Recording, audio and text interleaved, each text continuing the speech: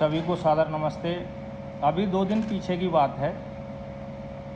एक दिन 25,000 लोगों ने और फर्स्ट वाले दिन 12,000 लोगों ने और दूसरे वाले दिन 25,000 लोगों ने जो है सनातन को छोड़ दिया और दूसरे मत में चले गए।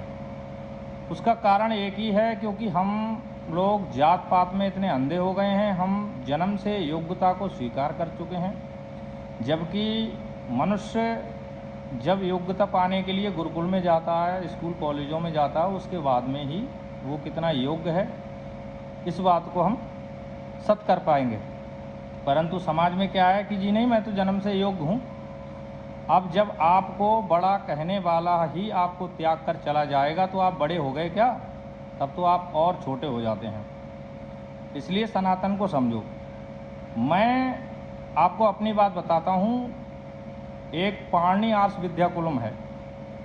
पारणी आर्ष विद्याकुलम में चाहे किसी भी, वहाँ जाति नहीं चलती है, लेकिन मैं आपको समझाने के लिए बताना चाहता हूँ। किसी भी कास्ट का छात्र मतलब व्यक्ति से, वहाँ तो सभी छात्र हैं, सभी को शिखा, जनेऊ और यज्ञ, ईश्वर की उपासना, ये कंपलसरी है वहाँ पे। यज्ञ और ईश्वर की उपासना, और सभी को यज्ञोपवीत धारण करने का अधिकार है, सभी को शिखा रखने का अधिकार है।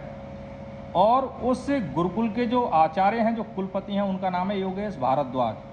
वो बहुत बड़ा चरित्र हैं और बहुत बड़ी हस्ती हैं और बहुत ही बड़े धर्म धुरंधर हैं। जब वो इतने, उनके खुद के गुरुकुल में ये चीज़ें हैं, और जब मैं बाहर की दुनिया देखता हूँ, बाहर की दुनिया में क्या होता है कि जातियाँ चल रही हैं। जन्म से लोग अपने आप को श्रेष्ठ मान रहे हैं और कर्म से, चाहे वो जैसे भी कर्म करता हो, और छोटे छोटे गलत तरीके से ऐसे ऐसे उदाहरण जो है हमारे शास्त्रों में गढ़ दिए, जिनको दे करके, उदाहरण समाज के बीच में दे करके समाज को ही बेवकूफ़ बनाया जा रहा है।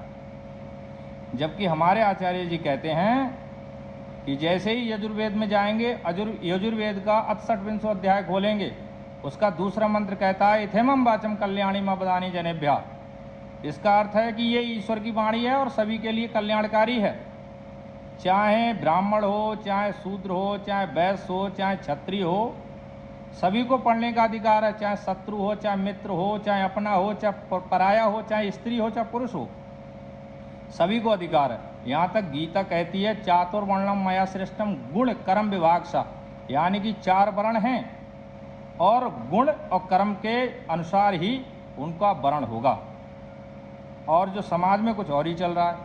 अभी इटावा की घटना में आप कह सकते हो कि अगर यदि उनको ज्ञान नहीं था तो आप उनको सहसम्मान उनको विदा कर देते, लेकिन आपने उनकी शिखा काट दी, सनातन को कलंकित कर दिया। ऐसा नहीं करना चाहिए। हमारे एक युद्ध मशीन के बारे में बताना चाहूँगा, जिनका नाम था महाराणा प्रताप। महाराणा प्रताप के साथ जिन्होंने युद्ध किया, जो भील थे, आज भी उनके सम्मान में उनके आगे राणा लगाया जाता है, राणा लिखा जाता है। हमारे महाराणा तो ये सिखा के गए थे हमारे लिए। और एक और भी मैं एक महारथी का नाम लेना चाहूँगा, जिनका नाम परशुराम। जब उन्होंने देखा ये तो क्षत्रियता का नाश कर रहे हैं, क्षत्रिय का कर्तव्य है सत्य की स्थापना के लिए लड़ जाना, उन्होंने खुद परशु लिया और ऐसी दुष्टों का सफाया किया। उनका जो शस्त्र था उसको भी सह सम्मान नाम के साथ लगाया जाता है, तब जाके परशुराम कहलाते हैं।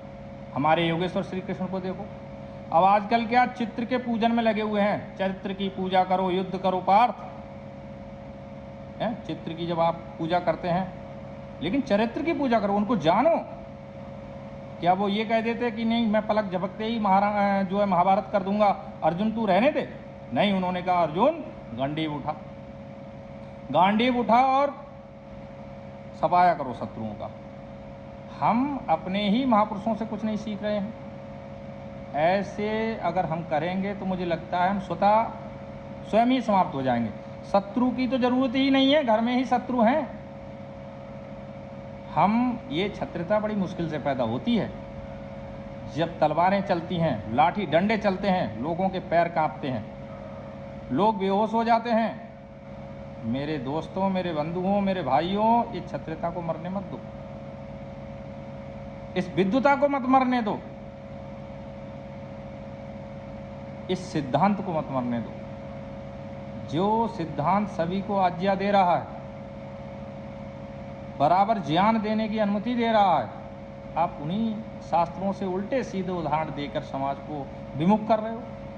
अब जो 25,000 और 12,000 जिनका मैंने आपको बताया, जो सनातन से विमुख होकर चले गए, किस बात पर चले गए? आपने उनके साथ ऐसा किया।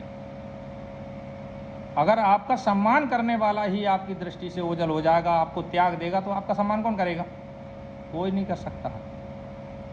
ये भारत, ये आर्यवर्त तुम्हारा है। इसकी रक्षा करने के लिए कोई बाहर का नहीं आएगा, स्वयं को करनी पड़ेगी। हम ये कहें कि हम किसी को दबा के, कुचल के, मार के इस तरीके से करें, ये चलने वाला नहीं है। वो ही विराट शत्रु का रूप धारण करेंगे और तुम्हारे सामने जो है खड़े हो जाएंगे। क्या करोगे आप उनका? कुछ नहीं कर सकते। आज आप जिनसे घृणा करते हैं, आज आप जिनसे द्वेष करते हैं, कल को वो किसी मत मजहब में जाएगा, गौ मांस खाएगा और तुम्हारे ही सामने तलवार लेके खड़ा हो जाए। क्या बिगाड़ लोगे आप उनका? अच्छा, पहले से नहीं बिगाड़ पाए, अब क्या बिगाड़ लोगे उनका? क्या ये चाहते हो आप? पहले तो अपनी खोपड़ी को थोड़ा इसका बौद्धिक स्तर बढ़ाओ। जिस गुरुकुल की मैं बात कर रहा हूँ, आर्ष विद्याकुलम की, पाणनी आर्ष विद्याकुलम में वर्ण व्यवस्था चलती है। उसमें उनके जो कुलपति हैं, वो उनका नाम है योगेश भारद्वाज। बताइए, आप महर्षि दयानंद सरस्वती जी को पढ़ लीजिए। कुल से ब्राह्मण थे, पर नहीं माना उन्होंने, योग्यता से ही ब्राह्मण को माना। जिन्हें आप शूद्र कह रहे हैं, मैं बता दूं, एक बार जब महर्षि जी वक्तत्व दे रहे थे तो उनको सुनने के लिए 2 पंडित आए थे। उन्होंने कहा, महर्षि जी, आप जिस भाषा को बोल रहे हैं उस भाषा को सब लोग नहीं समझेंगे। और वो गुजराती जानते थे, संस्कृत जानते थे, तो उन्होंने जो है उसका अनुवाद करने के लिए, ट्रांसलेट करने के लिए हिंदी को उन्होंने 2 विद्वान को रखा। उनके नीचे जो शब्द को विषय से, विषय को अर्थ से जोड़ने के लिए उनको विद्वान रखा। फिर जाके ये अमर ग्रंथ सत्यार्थ प्रकाश को रचा था उन्होंने। अब मुझे आप बताइए, सबसे बड़े तो पंडित हुए जो सन्यासी थे, महर्षि जी, उनके नीचे जो कार्य कर रहे थे वो शूद्र हुए। लेकिन वो अपनी अपनी बौद्धिकता में ब्राह्मण थे, परंतु जब उनकी सेवा और कार्य कर रहे थे तो क्या हुए? शूद्र हुए।